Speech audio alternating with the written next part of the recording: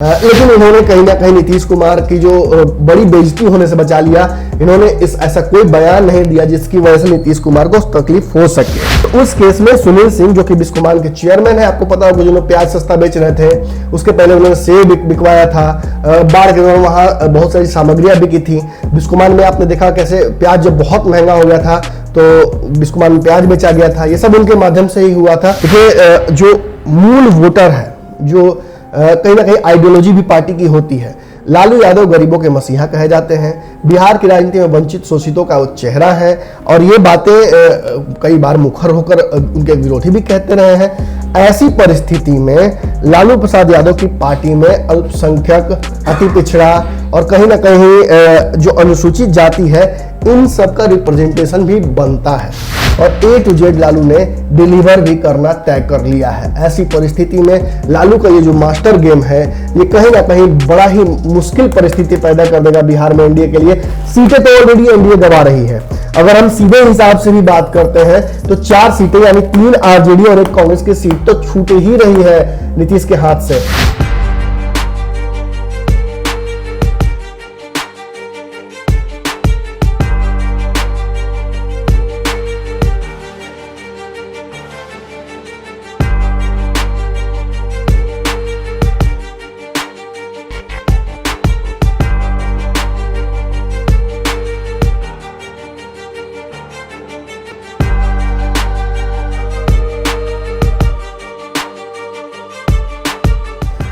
खबरों का बाजार हमेशा गर्म रहता है। इन गर्म बाजारों से हमें मतलब नहीं है।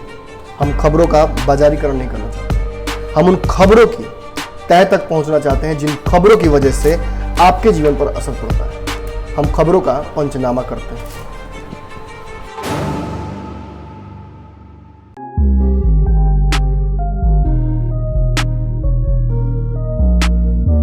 आपने अक्सर जानवरों की ऐसी कहानी सुनी होगी जिसमें कर्मा का जिक्र हुआ। तो कर्मा यानी कर्म, आप जो करिएगा उस पर आपको इसी जगह पर, माने इसी दुनिया में न्याय मिल जाएगा।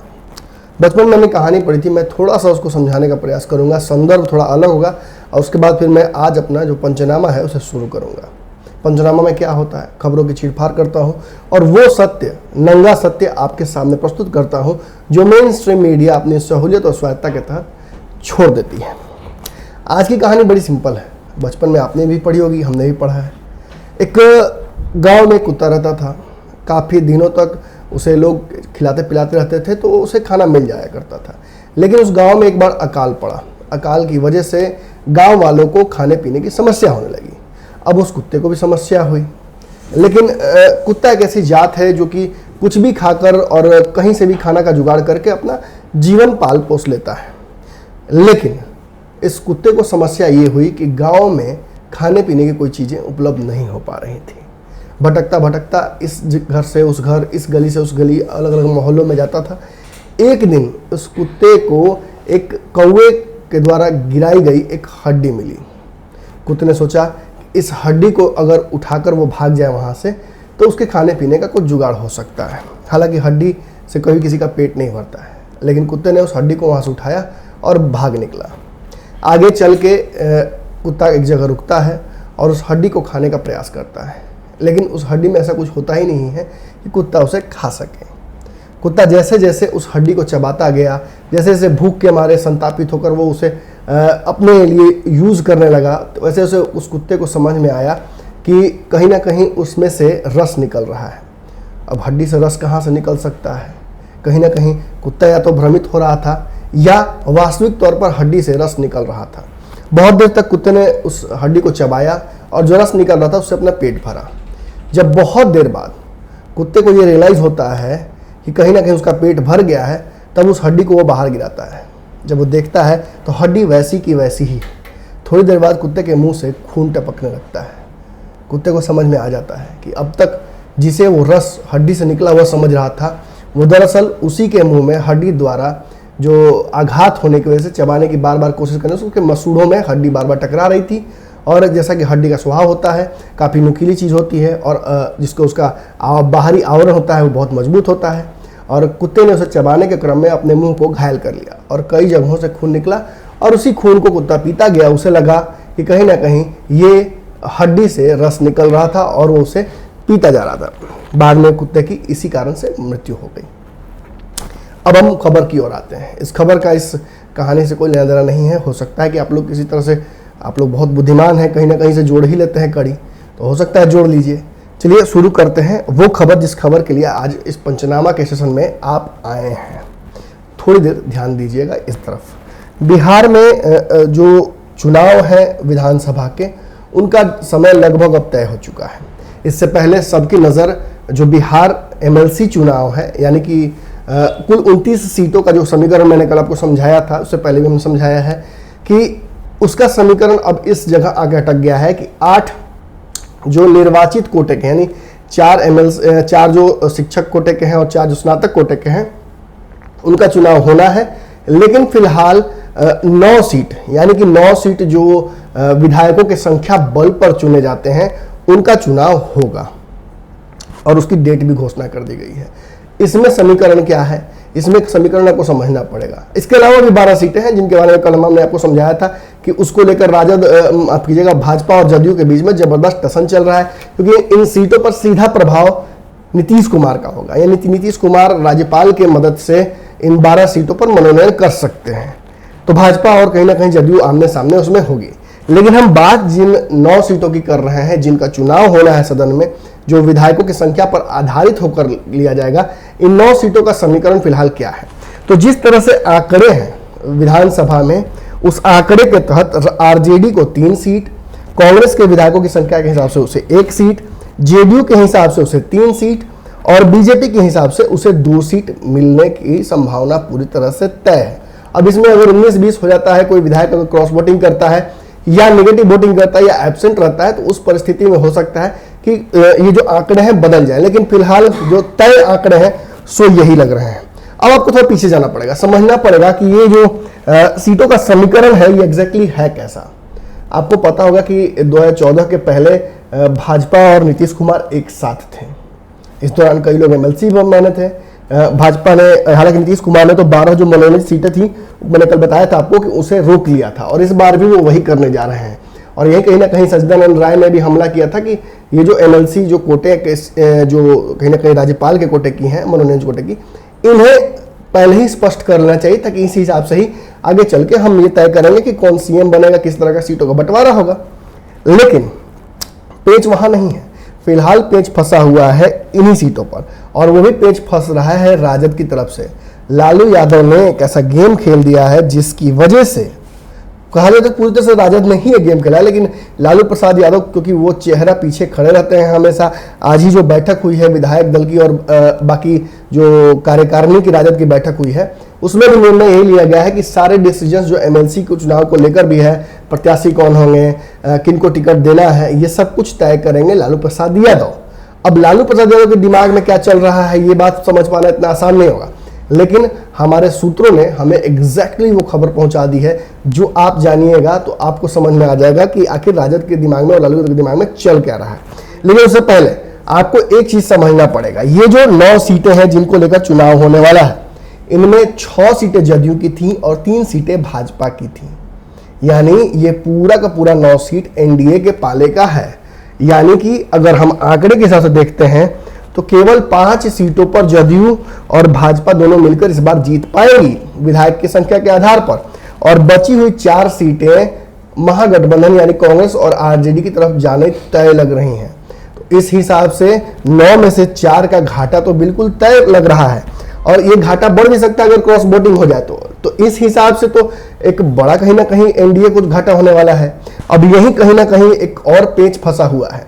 राजद ने अपने जो प्रोबेबल एमएलसी की लिस्ट है उसको किस तरह कंपाइल किया है लालू यादव ने, ये भी देखने लायक है। आपको पता होगा कि आज ही अखबारों में ये बातें स्पष्ट हो गई हैं, ये अब कोई नई बात नहीं है कि तेज प्रताप यादव को एमएलसी कैंडिडेट बनाकर भेजने की तैयारी की जा रही है। यानी कि राजद की 3 सीटों में से 1 सीट ऑलरेडी तय हो गई है कि वहां तेज प्रताप यादव एमएलसी बनकर जाएंगे। इसके पीछे बहुत सारा कारण है। इसके पीछे कारण यह है कि लालू प्रसाद यादव ने यह खबर लगवा ली है सर्वे के माध्यम से कि तेज प्रताप यादव का महुआ का जो क्षेत्र है वहां लोगों में काफी असंतोष है। कुछ दिनों पहले हमने भी एक रिपोर्ट कंपाइल की थी जिसमें हमने आपको बताया था कि बहुत सारे लोग वहां काफी दुखी हैं तेज प्रताप यादव से, और वहां हारने की संभावनाएं उनकी बढ़ गई हैं अगर बहुत अच्छा चुनाव नहीं जाता है राजद की तरफ से। तो ऐसी परिस्थिति में तेज प्रताप यादव का जो स्वभाव है और जिस तरह से वो परिवार, कहीं ना कहीं परिवार के लिए कहा जा सकता है, एक ऐसी स्थिति उत्पन्न कर देते हैं जिसमें सबकी जगह सही हो जाती है। और यही सब चीजों को समझते हुए तेज प्रताप यादव के लिए पहले ही एक वैकल्पिक व्यवस्था की जा चुकी है। आपको बता दें कि हालांकि तेज प्रताप यादव अपनी तरफ से तैयारी चुनाव की कर रहे हैं, उनकी टीम के जितने भी लोग हैं वो लगातार फतुहा को अपना अड्डा बनाए हुए हैं, फतुहा में जा रहे हैं लोग, लगातार जनसंपर्क हो रहा है। फतुहा में उनकी टीम काफी एक्टिव है, वहां पे लोगों के घर में जाकर सातु खाना, दलितों से मिलना और जितने भी यादव बिरादरी के लोग हैं उन सभी के अलग अलग कार्यक्रमों में पहुंचना, ये तेज प्रताप ने अपना नियत बना लिया है लगभग पिछले 6 महीने से। लेकिन इसके बावजूद कहीं ना कहीं विधानसभा का चुनाव है, बड़ा इंपॉर्टेंट ये चुनाव होगा आरजेडी के लिए। इन सभी चीजों को देखते हुए एक वैकल्पिक व्यवस्था के तौर पर एमएलसी बनाकर भेजना तय कर लिया है लालू प्रसाद यादव ने तेज प्रताप यादव को, ताकि ये सीट सुरक्षित हो जाए। और बड़ी बात यह भी है कि कहीं ना कहीं तेज प्रताप यादव बिरादरी से आते हैं और यादव का रिप्रेजेंटेशन रहा है शुरू से ही, तो कहीं ना कहीं घर में ही उन्होंने कहीं ना कहीं चैरिटी कर दिया और घर में ही उन्होंने एक यादव खोज लिया है। अब A to Z की जो बात बार बार तेजस्वी यादव कर रहे हैं, उसके तहत सीट जो दूसरी है, कहीं ना कहीं 3 सीटें जो थी इसमें से एक तेज प्रताप ऑलमोस्ट तय हो चुके हैं, तो दूसरी जो सीट है उसके लिए आपको याद होगा राज्यसभा में एक भूमिहार को AD सिंह को भेजकर राजद ने यह स्पष्ट कर दिया था कि सवर्णों को भी प्राथमिकता राजद देगी। लेकिन कहीं ना कहीं एक समाज को जब प्राथमिकता मिल गया तो दूसरा एक राजपूत समाज है जो काफी दिनों से अपनी बारी का इंतजार कर रहा है राजद में। आपने देखा कि कहीं ना कहीं जगदानंद सिंह को प्रदेश अध्यक्ष की कमान देकर उस समाज को कहीं लुभाने का काम किया गया था। लेकिन चुनाव में पिछली बार जगदानंद सिंह को हार का सामना करना पड़ा था, बक्सर से लोकसभा में आवाज से अश्विनी चौबे जीत गए थे, मोदी लहर थी। और अब उन्हें यानी कि सरकार अगर बनती है तो उन परिस्थितियों में कैसे एक मंत्रालय मिल सकता है, इन सारी संभावनाओं को देखते हुए कहा जा रहा है कि इस दूसरी सीट पर 2 दावेदार हैं। एक तो सीधे तौर पर जगदानंद सिंह जो कि क्षत्रिय समाज से भी आते हैं और पार्टी के अध्यक्ष भी हैं और लालू यादव के कहा जा सकता है कि बहुत ज्यादा जो कुछ करीब लोग हैं जो कि उनकी बात लालू यादव से सीधे हो जाती है और अगर डिसीजन लेते हैं तो लालू भी मान जाते हैं, वैसे लोगों में से एक है। एक और नाम आपने पता होगा, एक देखा होगा कि AD सिंह एक बड़े कहीं ना कहीं कहा सकता है कि उद्योगपति हैं, बिहार में अच्छा खासा उनका रुतबा है, जो बिजनेस है उनका वो काफी बड़ा रहा है और भूमिहार समाज के कुछ ज्यादा बड़े पैसे वाले लोगों में से उनका नाम आता है। इसीलिए ये कयास भी लग रहे थे कि कहीं ना कहीं उन्होंने पैसा देकर सीट खरीदी है। अब इस बात में तो सत्यता अभी तक प्रूफ नहीं हो पाया है, लेकिन कहीं ना कहीं भूमिहार समाज को रिप्रेजेंटेशन देने के समाज काफी खुश था। अब इसमें भी एक गेम है। सुनील सिंह के बारे में आप जानते होंगे, बिस्कोमान के जो कहा जा सकता है चेयरमैन है और ये भी क्षत्रिय समाज से ही आते हैं। यानी कि पहली सीट तेज प्रताप को और दूसरी जो सीट है इसके लिए 2 क्षत्रियों में चुनाव चल रहा है। अगर सब कुछ ठीक रहा तो सुनील सिंह यानी जगदानंद सिंह अगर पीछे हटते हैं या वो कहते हैं कि वो कहीं ना कहीं प्रदेश अध्यक्ष की कुर्सी पर ऑलरेडी हैं, तो दो जिम्मेवारियां देना पार्टी के लिए कुछ बहुत जरूरी नहीं है। लेकिन अगर जगदानंद सिंह सदन में जाते हैं तो वहां वो तेजस्वी यादव और तेज प्रताप यादव को गाइड कर सकते हैं, अनुशासित कर सकते हैं। और जो कहीं ना कहीं कहा जा सकता है अनुशासन अब तक मिसिंग था राजद की तरफ से, राजनीतिक अनुशासन की मैं बात कर रहा हूं सदन में, वो वहां दिख सकता है अगर जगदानंद सिंह वहां पहुंचेंगे तो। लेकिन इन केस अगर जगदानंद सिंह वहां नहीं जाते हैं या किसी कारण से उनकी जो वहां दावेदारी है उसको अगर निरस्त की जाती है तो उस केस में सुनील सिंह जो कि बिस्कोमान के चेयरमैन है, आपको पता होगा जिन्होंने प्याज सस्ता बेच रहे थे, उसके पहले उन्होंने सेब बिकवाया था, बाढ़ के दौरान वहां बहुत सारी सामग्रियां बिकी थी। बिस्कोमान में आपने देखा कैसे प्याज जब बहुत महंगा हो गया था तो बिस्कोमान में प्याज बेचा गया था, ये सब उनके माध्यम से ही हुआ था। और ये बातें भी बता दें आपको कि सुनील सिंह बहुत पहले से राजद से जुड़े हुए हैं, वो एक्टिव तौर पर राजद से नहीं जुड़े हुए हैं लेकिन सदस्य वो राजद के हैं और लालू यादव के टाइम से पार्टी में कुछ एक्टिविटी उनकी होती रही थी। अब इन परिस्थितियों में इनकी फिर से एक बार वापसी राजद में हो सकती है, ये अभी विश्वस्त नहीं है खबर, लेकिन अंदरूनी सूत्र बता रहे हैं कि इस पर विचार चल रहा है, मीटिंग का दौर चालू है। अगर सब कुछ हो जाता है तो कहीं ना कहीं एक आप और नए कहीं ना कहीं राजपूत चेहरे को पार्टी में एक्टिव तौर पर देख सकते हैं। लेकिन जगदानंद सिंह का पाला काफी भारी अभी लग रहा है सुनील सिंह के सामने। अब इसके बाद जो तीसरी सीट आती है, असली पेच यही है। देखिए जो मूल वोटर है, जो कहीं ना कहीं आइडियोलॉजी भी पार्टी की होती है। लालू यादव गरीबों के मसीहा कहे जाते हैं, बिहार की राजनीति में वंचित शोषितों का वो चेहरा है, और ये बातें कई बार मुखर होकर उनके विरोधी भी कहते रहे हैं। ऐसी परिस्थिति में लालू प्रसाद यादव की पार्टी में अल्पसंख्यक, अति पिछड़ा और कहीं ना कहीं जो अनुसूचित जाति है, इन सब का रिप्रेजेंटेशन भी बनता है। आपने पहले ही भूमिहार को राज्यसभा भेज दिया है, पहले से वहां मनोज झा है। ऐसी परिस्थिति में अगर सारे पद सवर्णों को दे दिए जाएंगे तो फिर जो पार्टी का मूल सिद्धांत है शोषितों, वंचितों और अति पिछड़ा और SC ST को मौका देना, उनको आगे लाना मेन स्ट्रीम राजनीति में, ये कहीं ना कहीं क्वेश्चन मार्क खड़ा रहता है इस पे। तो इसी सीट के लिए 3 दावेदार एकदम ऑलमोस्ट ऐसे हैं जो कि तय है। इन्हीं तीनों में चुनाव लगभग चल रहा है। जो पहला सीट है, कहीं ना कहीं लालू यादव ने बहुत चालाकी से इस पूरी लिस्ट को कंपाइल किया है, और अंतिम समय तक आप देख लीजिएगा कि इन्हीं लोगों में से नाम जो है वो चयनित होंगे। जो सबसे पहला नाम आता है वो है अति पिछड़ा प्रकोष्ठ के RJD के अध्यक्ष का। इनका नाम है रामबली सिंह चंद्रवंशी। ये चंद्रवंशी समाज से आते हैं, और आपको पता होगा कि भाजपा ने चंद्रवंशी समाज को काफी रिप्रेजेंटेशन दिया है हाल फिलहाल में। आपने देखा कि जदयू भी काफी चंद्रवंशी समाज के लोगों को आगे बढ़ाने की बात कर रही है। ऐसे में ये जो समाज है, ये माना जाता है कि मूलतः लालू प्रसाद यादव का वोटर है, और अगर कहीं ना कहीं ये रिप्रेजेंटेशन अगर दिया जाता है MLC का रामबली सिंह को, तो ये एक बड़ी कहीं ना कहीं बात हो सकती है चुनाव से पहले। और इससे जो एक मैसेज है दलितों, सवर्णों और माफ कीजिए दलितों और जो पिछड़े हैं उनके बीच में जा सकता है कि लालू यादव ने अपनी जो सिद्धांत है उससे कॉम्प्रोमाइज नहीं किया है। इसके अलावा आपने देखा होगा कि एक मुसलमान कैंडिडेट है फैसल अली, लोकसभा शिवहर से चुनाव लड़ा था इन्होंने। हालांकि रिजल्ट नहीं आया था क्योंकि राजद ने तो एक भी सीट जीती नहीं थी, और इन्हें दोबारा मौका देने की बात चल रही है। ये कहा जा रहा है साफ तौर पे कि लालू यादव से मुलाकात करने भी गए थे, 2-3 बार इनकी मुलाकात हुई थी, और कवायद ये चल रही है कि ये कहीं ना कहीं एक ऐसी इनका चेहरा है जो कि राबड़ी देवी को भी पसंद है और लालू यादव को भी पसंद है, और इनका तेजस्वी यादव के साथ भी उठना बैठना लगातार जारी रहा है। तो इनके नाम पर भी फैसला हो सकता है, यानी कि अगर ये सीट जो तीसरी है अगर मुसलमान को जाती है तो इनका नाम लगभग तय लग रहा है वहां से। एक और जो तीसरा कंटेंडर इस तीसरी सीट के लिए है वो बड़ा आम चेहरा है। आपने कुछ दिन पहले देखा था हमारे स्टूडियो में साधु पासवान आए थे, उन्होंने अपनी पार्टी की विचारधारा रखी थी। आपको बता दें कि साधु पासवान यानी अनिल कुमार साधु उर्फ साधु पासवान, ये रामविलास पासवान के दामाद हैं और चिराग पासवान के जीजा।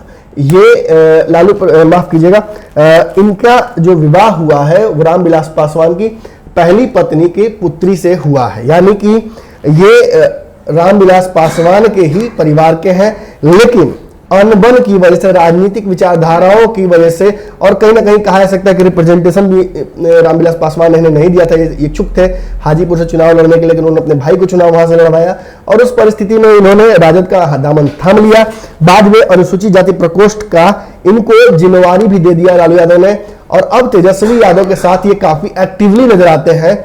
और यही इतना ही नहीं, खासतौर पर जब रामविलास पासवान के खिलाफ मोर्चा खोलना होता है, एनडीए में 3 दल है बिहार में, जेडीयू और बीजेपी और एलजेपी, और एलजेपी के खिलाफ जब कहीं ना कहीं चिराग पासवान के खिलाफ जब आवाज उठानी होती है तो सामने आकर बहुत बुलंदी से आवाज उठाते हैं। और इतना ही नहीं, जो एक खास वोट वर्ग है जो कहा जाता है कि चाहे रामविलास पासवान कुछ भी कर ले, ये वोट बैंक इन्हीं के पास रहेगा, ये भी एक इस वोट बैंक में सेंधमारी अच्छी करते हैं। और अगर बात करें तो लोकसभा में काफी चुनाव ऑलमोस्ट लग रहा था इनका तय लड़ने का, लेकिन अब एमएलसी के तौर पर इनका नाम सामने आ रहा है, क्योंकि जिस तरह की जिस समाज से आते हैं और जिस तरह की तैयारी इनकी लग रही है, लग रहा है कि शायद पार्टी ने भी इन्हें गो अहेड दे दिया है। लेकिन ये सब कुछ अभी तय नहीं हुआ है।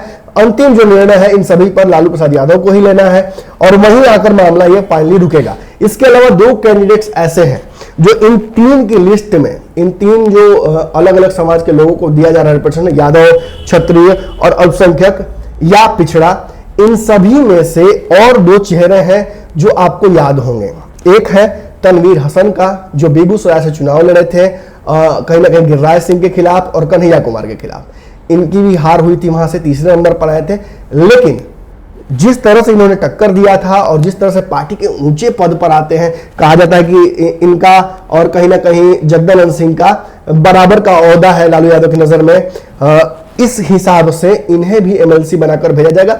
क्योंकि बात कहीं ना कहीं वही है कि जगदानंद सिंह की जगह पर अगर पहुंचते हैं सदन में जगदानंद सिंह, तो एक अनुशासन ला सकते हैं, एक एक्सपीरियंस लेकर आ सकते हैं उस राजद के कहीं ना कहीं जो विधायक हैं, जो एमएलसीज हैं, उनके बीच, ताकि वो मिलकर और मजबूती से और तथ्यात्मक तरीके से सरकार को, नीतीश कुमार को, एनडीए को घेर सके।